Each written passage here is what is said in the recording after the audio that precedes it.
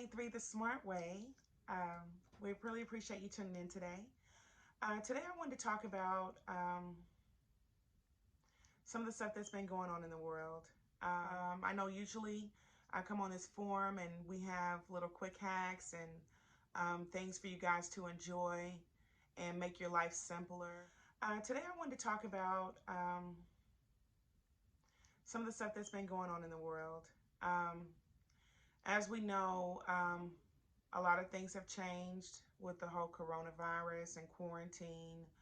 Also, there have been massive protests all over the world regarding Mr. Floyd's death and issues with police brutality. I wanted to talk about parenting and how it relates to what is going on right now. And I really am really searching for answers. If you haven't seen the video, it is very graphic and it is hard to watch. And so as a parent, in the last couple years, I'm facing a real dilemma that I will have to have these conversations with my child. And it is problematic because I know that, and only speaking for myself, these are only my views and opinions, but in my life, I've always been raised with a sort of double consciousness to, be myself unapologetically, but also in situations where it could be a possible threat to myself to also operate in a certain way. For instance, when you are stopped by the police, to not move too quickly, to, always say, can I reach for my license? Can I grab this? To not talk back, to not, to just sort of comply, to be docile, to be non-combative. Even in situations sometimes where you feel like you are being stopped unjustly. I think a lot of people of color have been raised with this sort of dual mindset of operating in a way and sort of dimming yourself so that you sometimes are not a threat. It's sad, I know, but that is the truth for a lot of people. So what I'm having a real issue with in raising children and having this conversation is, how do you raise a child in this world that is, let's face it, it's not a post-racial society. Racism still exists. I don't think there's any doubt to that. We're still in a world of people making quick judgments about people based on their skin color. There is still stereotypes. I mean, a lot of times people stereotype people just unconsciously.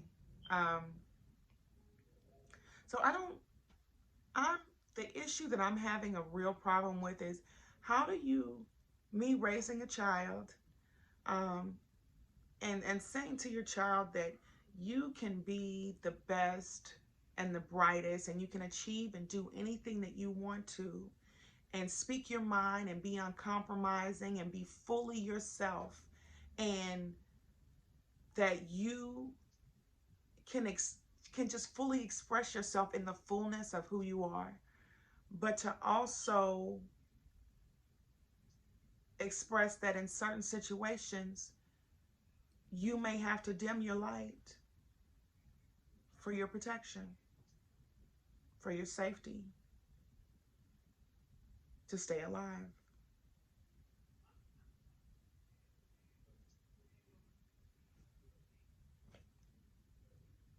You see the challenge? I don't know how to say you can be everything and be all of yourself, but then say in these situations make yourself small. Don't be a threat. Don't be don't be yourself. Don't question authority because I need you to come home. You know, I think about all the parents whose children didn't come home. And not even necessarily and I want to say clearly that I'm not saying that people have died as a result for anything that they've done. That's not what I'm saying, but I am saying that the way people perceive you oftentimes is not even up to you.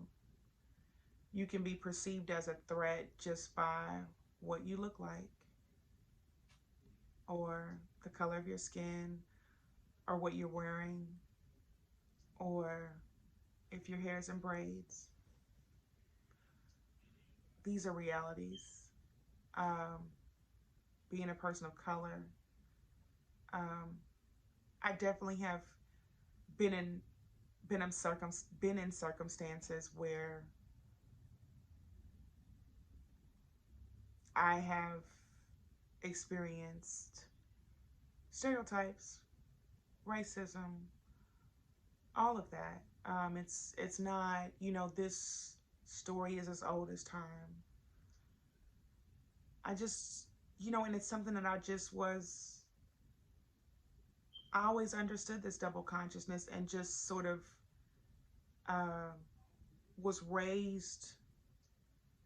It just sort of was always with me, right? Um, you know, and I could turn it on and turn it off, and I could easily assess these situations. But, you know, how do you teach your child how to assess those situations and when to be themselves and when not, when to be less of themselves for their safety because someone may be threatened by them? Um, you know, I don't know. It's a conversation um, to be had. So I want to know, to persons of color and, you know, even, and also the rest of the audience, whether you're a person of color or not, how do you raise your children within the world of what's going on? To explain the police brutality, or to explain um, racism or prejudice, or are you raising your children not to see it, not to acknowledge it? Are you raising them to avoid it? I mean, you know, these are the conversations I think are important because it starts with how you're raising your children, right? So I'm not saying how you should or should not raise your child. How do you prepare your child in situations where, you know, they may be considered a threat to someone else? How do you raise them to be able to assess that situation and when they should be more of themselves and when they should be less of themselves and when they should speak out and when they should just be quiet so they can get home and wake up another day? Um,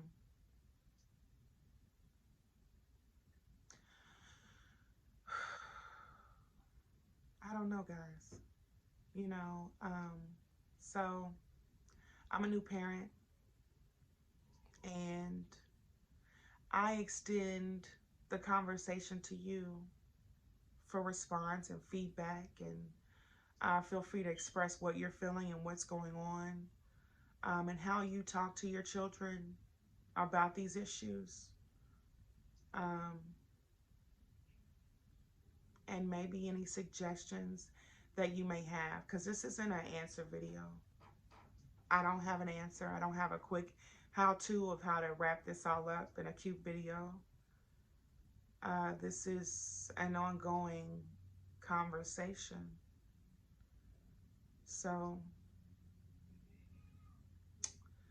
on that note, I appreciate your time and thank you for watching 3 the Smart Way. Subscribe below if you enjoy.